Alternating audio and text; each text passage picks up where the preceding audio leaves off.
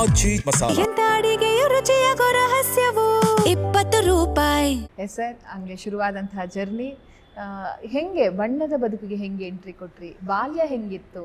Education system ಹೆಂಗಿತ್ತು? ಏನು ಓದಿದ್ದೀರಾ ನೀವು? ಬಾಲ್ಯದಲ್ಲಿ ಹೇಗೆ ತುಂಟನ ಹೆಂಗೆ ಏನೇನು ನೆನಪಿದೆ ಬಾಲ್ಯ ಅಂತ? ತುಂಬ ನೆನಪಿದೆ ಹೇಳಿ. ನನಗೆ ತುಂಬ ನೆನಪು ಬರೋದೇನೆಂದರೆ, ನಾನು ಯಾರನ್ನು ನೆನೆಸ್ಕೊತೀನೋ ಬಿಡ್ತೀನೋ, ನನ್ನ ಹೆತ್ತ ತಾಯಿ ವಿಜಯಮ್ಮ, ನಮ್ಮ ಅಪ್ಪನ ಹೆಸರು ಕೃಷ್ಣಸ್ವಾಮಿ, ನನಗೆ ಒಬ್ಬ ಅಣ್ಣ ದೇವನಾಥನ್ ಅಂತ, NK ದೇವನಾಥನ್ ಅಂತ.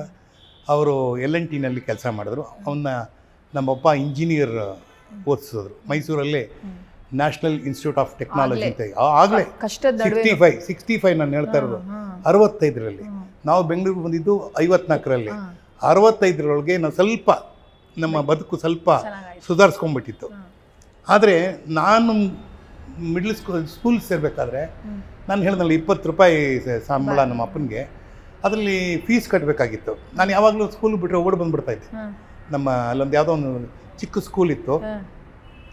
ನಮ್ಮಮ್ಮ ಏನು ಮಾಡೋದು, ಅದು ಫ್ರೀ ಸ್ಕೂಲ್ ಅದು. ಅಲ್ಲೋಗಿ ಸೇರಿಸಿದ್ರೆ ನಾನು ಹತ್ಕೊಂಡು ಬಂದುಬಿಡ್ತಾಯಿದ್ದಂತೆ. ಸರಿ, ಅದಾದಮೇಲೆ ಏನು ಮಾಡೋದು, ಹೀಗೆ ಮಾಡ್ತಾನೆ, ಹೆಂಗಾದರೂ ಮಾಡಿ ಕಷ್ಟದಲ್ಲಿ ಮಕ್ಕಳಿಗೆ ವಿದ್ಯಾಭ್ಯಾಸ ಕೊಡಬೇಕಲ್ಲ ಅಂತ ಹೇಳಿದಾಗ ಫೀಸ್ ಕೇಳಿದ್ದಾರೆ, ಎಲ್ಲ ಕೇಳಿದ್ದಾರೆ. ಅಲ್ಲಿ ಎದುರುಗಡೆ ಇವರು ಇದು ಸರಸ್ವತಿ ಮಾಮಿ ಅಂತ, ನಾನು ಮಾಮಿ ಅಂತಲೇ ಎಲ್ಲರೂ ಕರೀತಾರೆ. ನಮ್ಮ ಈ ಹಿಂದೂ ಸಿಸ್ಟಮಲ್ಲಿ ಮಾಮ ಮಾಮಿ ಅಂದರೆ ಅಂಕಲ್ ಆ್ಯಂಡ್ ಆಂಟಿ ಅಂತ ಕರೆಯೋದು. ಯಾರನ್ನೇ ಆದರೂ ಕೂಡ ಮಾಮ ಮಾಮಿ ಕರೀತಾರೆ. ಸೊ ಅದಕ್ಕೆ ಅಡ್ಜೆಕ್ಟಿವ್ ಅಂದರೆ ಸರಸ್ವತಿ ಅಂತಂದರೆ ಸರಸ್ವತಿ ಮಾಮಿ, ಲಕ್ಷ್ಮೀ ಮಾಮಿ ಅಂತಂದ್ಬಿಟ್ಟು. ಸೊ ಅವ್ರಿಗೆ 4 ಜನ ಮಕ್ಕಳಿದ್ರು, 4-5 ಜನ ಮಕ್ಕಳು. ಅವರು ಈ ಸುಬ್ಬಮ್ಮನ ತಂಗಿ, ನಾವು ಯಾವ ಮನೇಲಿ ಇದ್ವೋ ಅವರ ತಂಗಿಯವರು. ಅವರು ತುಂಬ ಒಳ್ಳೆಯ ಇವರು. ಅವರ ಯಜಮಾನರು ಕೃಷ್ಣಮೂರ್ತಿ ಅಂತ, ಕರ್ನಾಟಕ ಇದು FKICC ಅಂತಿದೆ, ಫೆಡರೇಷನ್ ಆಫ್ ಕರ್ನಾಟಕ ಇಂಡಸ್ಟ್ರಿ ಅಂತೆಲ್ಲ ಇದೆ, ಅಲ್ಲಿ ಡೆವಲಪ್ಮೆಂಟ್ ಆದದ್ದು. ಅಲ್ಲಿ ಅವರು ಹೆಡ್ ಆಗಿದ್ದರು. ಅವರು ತುಂಬ ಅನುಕೂಲವಂತರಾಗಿದ್ದರು. ಆವಾಗ ಏನು ಮಾಡಿದ್ರು, ನಮ್ಮಮ್ಮ ಹೋಗಿ ಕೇಳಿದಾಗ, ಆಯಿತು ಬರೇ ಏನಂತೆ, ಒಂದು 10 ರೂಪಾಯಿ 10ನೇ ಫೀಸು ನಾನು ಕಟ್ತೀನಿ ಬಿಡು, ಹೀಗಿದ್ರು ನನ್ನ ಮಗಳು ಇದ್ದಾಳೆ ಗೀತಾ, ಅವಳ ಜೊತೆಗೆ ಇವನು ಕರ್ಕೊಂಡೋಗ್ತಿಂತ ನ್ಯಾಷನಲ್ ಮಿಡ್ಲ್ ಸ್ಕೂಲಲ್ಲಿ ಹೋಗಿ ಸೇರಿಸಿದ್ರು. ಯಾಕೆಂದರೆ ನಮ್ಮ ಅಪ್ಪನಿಗೆ ಬರೋ ಸಂಬಳದಲ್ಲಿ 20 ರೂಪಾಯಿ 10 ರೂಪಾಯಿ ಕೊಟ್ಬಿಟ್ರೆ 10 ರೂಪಾಯಿ ಬಾಡಿಗೆ ಹೆಂಗೆ ನಡೆಸೋದು ಅಂತ ಅವತ್ತು ಆ ಸರಸ್ವತಿ ಮಾಮಿ ಸೇರಿಸಿದ್ದು. ನಾನು ಆ ಒಂದು ನ್ಯಾಷನಲ್ ಮಿಡ್ಲ್ ಸ್ಕೂಲಲ್ಲಿ ಓದಿ ಅಲ್ಲಿಂದ ನ್ಯಾಷನಲ್ ಹೈಸ್ಕೂಲ್ಗೆ ಬಂದು ನ್ಯಾಷನಲ್ ಕಾಲೇಜಲ್ಲೇ ನಾನು BSc ಪದವೀಧರನಾಗಿ, ಅಲ್ಲಿ ವೈಸ್ ಪ್ರೆಸಿಡೆಂಟ್ ಆಗಿ, ಸ್ಟೂಡೆಂಟ್ ಯೂನಿಯನ್ ಲೀಡರ್ ಆಗಿ ಹೊರ ಬಂದೆ.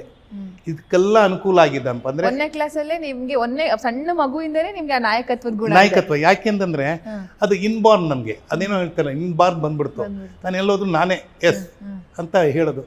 ದಟ್ ಈಸ್ ಬಿಕಾಸ್ ಆಫ್ ನಮ್ಮ ತಂದೆಯ ಜೀನು. ನಮ್ಮ ತಂದೆ ಯಾವತ್ತು ಯಾರ ತಲೆ ತೆಗಿಸಿ ಕೂತವ್ರೆ ಅಲ್ಲ, ಯಾವಾಗ ತಲೆ ಎತ್ಕೊಂಡು ಓಡಾಡೋವ್ರೆ. ಯಾವತ್ತು ಯಾರಿಗೂ ಸರೆಂಡರ್ ಆಗಿಲ್ಲ, ಸುಳ್ಳು ಹೇಳ್ತಾ ಇರಲಿಲ್ಲ, ಆಮೇಲೆ ಇನ್ನೊಬ್ರು ದುಡ್ಡು ಕರೀತಾ ಇರಲಿಲ್ಲ. ಅದು ನಮ್ಮ ತಂದೆಯ ಪ್ರಿನ್ಸಿಪಲ್. ಅದು ಆವಾಗಲೇ ನನ್ನ ತಂದೆ ನನಗೆ 2 ಮಾತನ್ನು, ಅಂದರೆ ವಾಕ್ಯಗಳನ್ನ ಹೇಳಿದ್ದನ್ನು ಮರೆಯೋದೇ ಇಲ್ಲ. ಒಂದು, take care of paisa, rupee will take care of itself. Show me your friend, I will tell what you are. ನೀನು ಪೈಸೆಗೆ ಗೌರವ ಕೊಟ್ಟರೆ ಅದೇ ರೂಪಾಯಿ ಆಗಿಬಿಡುತ್ತೆ. ನಿನ್ನ ಸ್ನೇಹಿತ ಯಾರು ಅಂತ ನೀನು ಹೇಳಿದ್ರೆ ನಿನ್ನ ಕ್ಯಾರೆಕ್ಟರ್ ಏನು ಅಂತ ನಾನು ಹೇಳ್ತೀನಿ. ಇವೆರಡೂ ನನ್ನ ಜೀವನದಲ್ಲಿ ಯಾವಾಗಲೂ ಕಾಯಿನಾಗ್ತಾನೇ ಇರುತ್ತೆ. ಅದರಿಂದ ನನ್ನ ಸ್ನೇಹ ಆಗಲಿ, ನನ್ನ ದುಡ್ಡು ಕಾಸು ವ್ಯವಹಾರದಲ್ಲಾಗಲಿ ತುಂಬ ಹುಷಾರಾಗಿರ್ತೀನಿ. ಇದನ್ನು ನಾನು ಕಲಿಸ್ಕೊಟ್ಟಿದ್ದು ನಮ್ಮ ತಂದೆ. ವಿನಯವನ್ನು ಕಲಿಸ್ಕೊಟ್ಟಿದ್ದು ನಮ್ಮ ತಾಯಿ. ಎಲ್ಲಿದ್ದರೂ ಯಾರೇನಾದರೂ ಆಯ್ತಮ್ಮ ಹಂಗೆ ಅಂತ ಇದ್ದಿದ್ದು ನಮ್ಮ ತಾಯಿ. ಯಾವತ್ತೂ ಯಾರಿಗೂ ಎದುರು ಮಾತಾಡಿಲ್ಲ, ಜಗಳ ಆಡ್ತಾ ಇರಲಿಲ್ಲ. ಎಲ್ಲರ ಜೊತೆ ಬೆರೆತ್ಕೊಂಡು ಹೆಂಗೋ ಸಂಸಾರ ಮಾಡಿಕೊಂಡು ಇದ್ದ ದುಡ್ಡಲ್ಲೇ ಅಡ್ಜಸ್ಟ್ ಮಾಡಿ ಮನೆಯನ್ನು ನಡೆಸಿದಂಥ ದೊಡ್ಡ ಕೀರ್ತಿವಂತೆ ತಾಯಿ ಅಂದರೆ ನಮ್ಮ ತಾಯಿ. ಏನೇನು ನೆನಪಾಗುತ್ತೆ ಅಮ್ಮ ಅಂತ ಬಂದಾಗ? ಎಲ್ಲ ನೆನಪಾಗುತ್ತೆ. ಅದ್ಭುತವಾದ ಒಂದು ಕರುಣಾಮಯಿ, ಕ್ಷಮೆಯಾದ ರೀತಿಯಿಂದ ನಮ್ಮ ತಾಯಿನೇ. ಯಾಕೆಂದರೆ ಆಕೆಗೆ ಏನು ಗೊತ್ತಿಲ್ಲ, ಒಂದು ದಿವಸನೂ ಚಪ್ಪಲಿ ಹಾಕೊಂಡು ಓಡಾಡಿದ್ದು ನಾನು ನೋಡಿಲ್ಲ. ಅವ್ರಿಗೆ ಒಂದು ದಿವಸ ಚಪ್ಪಲಿ ಅಂಗಡಿ ಹೋಗಿ ಚಪ್ಪಲಿ ಹಾಕಿದ್ದೆ ನೋಡಿಲ್ಲ ನಾನು. ಅದೇನೋ ಗೊತ್ತಿಲ್ಲ. ಅವ್ರು ಬರೀಗಾಲಲ್ಲೇ ನಡೆಯೋರು, ಎಲ್ಲ ಹೋದರೂ ಬರೀಗಾಲಲ್ಲಿ ನಡೆಯೋರು. ಅದು ಆಮೇಲೆ ಅವರು 95 ವರ್ಷ ಇದ್ರು. ಅವರು ನಮ್ಮ ತಾಯಿಗೆ ಈಜು ಬರ್ತಾಯಿತ್ತು, ಈಜು ಮಾಡ್ತಾಯಿದ್ರು. ಅಡುಗೆ ಅಂತೂ ಸೂಪರ್. ಅವರಷ್ಟು ಚೆನ್ನಾಗಿ ಅಡುಗೆ ಮಾಡೋರು ನಾನು ನಿಜವಾಗ್ಲೂ ನಾನು ಇವತ್ತು ಇಲ್ಲಿ ಬಂದಾಗ ಇಡ್ಲಿ ವಡೆ ಎಲ್ಲ ತಿನ್ನಲ್ಲ, ಅದು ರುಚಿ ಎಲ್ಲ ಬಂತು, ಅದು ನನ್ನ ಜೀನಲ್ಲಿದೆ ಅಂದರೆ ಅದಕ್ಕೆ ಮುಖ್ಯವಾದ ಕಾರಣ ನಮ್ಮ ತಾಯಿ. ಸೊ ಹೀಗಾಗಿ ನಮ್ಮ ತಾಯಿಯ ಒಂದು ವಿನೀಯತೆ, ನಮ್ಮ ತಂದೆಯ ಒಂದು ದೃಢತೆ, ಮತ್ತು ನನ್ನ ಅಣ್ಣ ಮತ್ತು ತಂಗಿಯರ ಒಂದು ಸಹನೆ, ತುಂಬ ಸಹನೆ. ನಮ್ಮ ಕುಟುಂಬದಲ್ಲಿ ಎಲ್ರಿಗೂ ಸಹನೆ ಜಾಸ್ತಿ.